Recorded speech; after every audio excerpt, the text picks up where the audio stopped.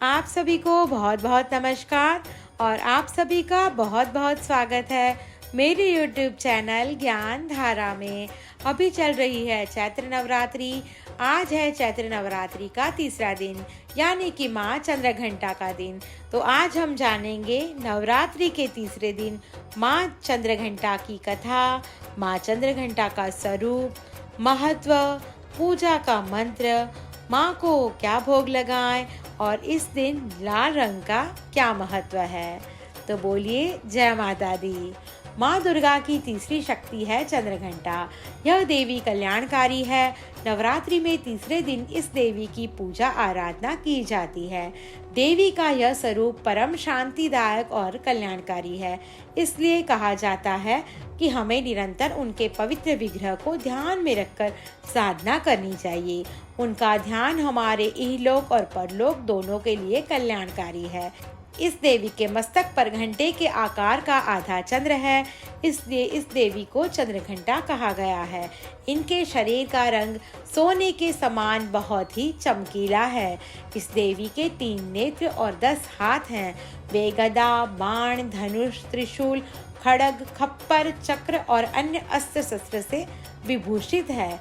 अग्नि जैसे वर्ण वाली, ज्ञान से जगमगाने वाली दीप्तिमान देवी है चंद्रघंटा। सिंह पर सवार इस देवी की मुद्रा युद्ध के लिए अद्भुत रहने की है।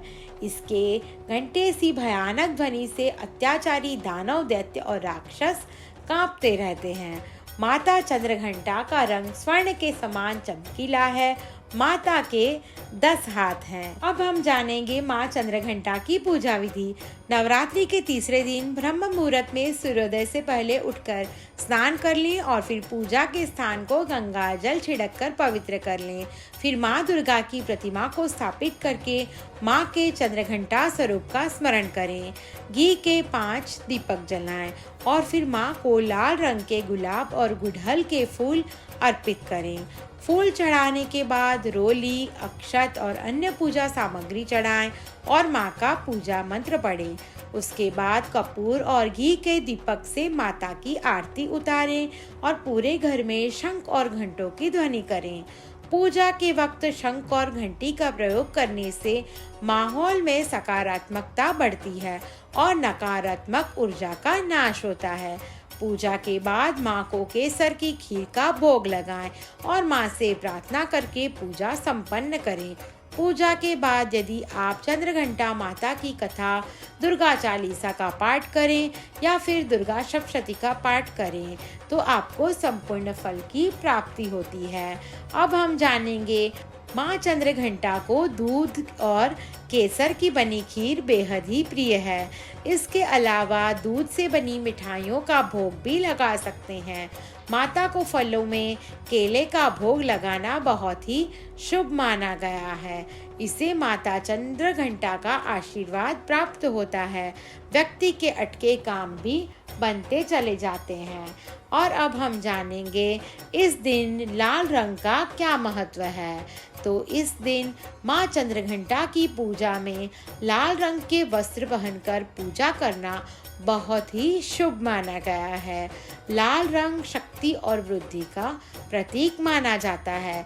इस रंग के वस्त्र धारण करने से आपके धन समृद्धि में वृद्धि होती है और आपके परिवार में संपन्नता आती है। अब हम जानेंगे माता चंद्रघंटा की कथा। देवताओं और असुरों के बीच लंबे समय तक युद्ध चला। असुरों के स्वामी महिषासुर थे और देवताओं के इंद्र। महिषासुर ने देवताओं पर विजय प्राप्त कर इंद्र को सिंहासन हासिल कर लिया और स्वर्गलोक पर राज करने लगा। इसे देखकर सभी देवतागण परेशान हो गए और इस समस्या से निकलने का उपाय जानने के लिए त्रिदेव ब्रह्मा, विष्णु और महेश के पास गए। देवताओं ने बताया कि महिषासुर ने इंद्र, चंद्र, सूर्य, वायु और अन्य देवताओं के सभी अधिकार छीन लिए हैं और उन्हें बंधक बनाकर स्वयं स्वर्गलोक का राजा बन गया है। देवताओं ने बताया कि महिषासुर के अत्याचार के कारण अब देवता पृथ्वी पर विचरण कर रहे हैं और स्वर्ग में उनके लिए स्थान नहीं है। यह सुनकर ब्रह्मा, विष्णु और भगवान शंकर को अत्यधिक क्रोध आया। क्रोध के कारण तीनों के मुख से ऊर्जा उत्पन्न हुई। देवगणों के शरीर से निकली ऊर्जा भी उस ऊर्जा से जाकर मिल गई। यह 10 दिशाओं में व्याप्त होने लगी। तभी वहां एक देवी का अवतरण हुआ। भगवान शंकर ने देवी को त्रिशूल और भगवान विष्णु ने चक्र प्रदान किया। इसी प्रकार अन्य देवी देवताओं ने भी माता के हाथ में अस्त्र शस्त्र सजा दिए।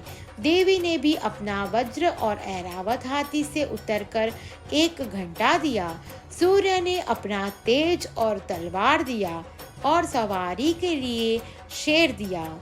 देवी अब महिषासुर से युद्ध के लिए पूरी तरह से तैयार थी। उनका विशालकाय रूप देखकर महिषासुर यह समझ गया कि अब उसका काल आ गया है। महिषासुर ने अपनी सेना को देवी पर हमला करने को कहा। अन्य दैत्य और दानवों के दल भी युद्ध में कूद पड़े।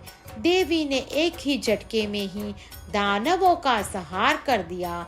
इस युद्ध में महिषासुर तो मारा ही गया, साथ में अन्य बड़े दानवों और राक्षसों का संहार माँ ने कर दिया। इस तरह माँ ने सभी देवताओं को असुरों से अभय दान दिलाया। अब हम जानेंगे माँ चंद्रघंटा का मंत्र। इस दिन का मंत्र है, या देवी सर्वभूतेषु माँ चंद्रघंटा रूपेण संस्थिता, नमस्तस्ये नमस्तस्ये नमस्तस्ये नमो नमः। और दूसरा बीज मंत्र है, ऐं श्रीं शक्ते नमः। अब हम जानेंगे माँ चंद्रघंटा की पूजा का महत्व। माँ चंद्रघंटा की आराधना से साधक को चिरायु, आरोग्य, सुखी और संपन्न होने का वरदान प्राप्त होता है। माँ चंद्रघंटा की कृपा से साधक के समस्त पाप और बाधाएं नष्ट हो जाती हैं। इनकी आराधना से प्राप्त होने वाला एक बहुत बड़ा सद्गुण यह भी है कि साधक में वीरता, निर्भयता के साथ ही सौम्यता और विनम्रता का भी विकास होता है। उसके मुख, नेत्र तथा संपूर्ण कार्यों में कांति और वृद्धि होती है एवं स्वर में दिव्य अलौकिक माधुर्य का समावेश हो जाता है। क्रोधी, छोटी छोटी बातों से विचलित हो जाने, तनाव लेने वाले और पित्त प्रकृति के लोग माँ चंद्रघंटा की भक्ति अवश्य करें। माता चंद्रघंटा की पूजा करने से साधक को गजकेसरी योग का लाभ प्राप्त होता है।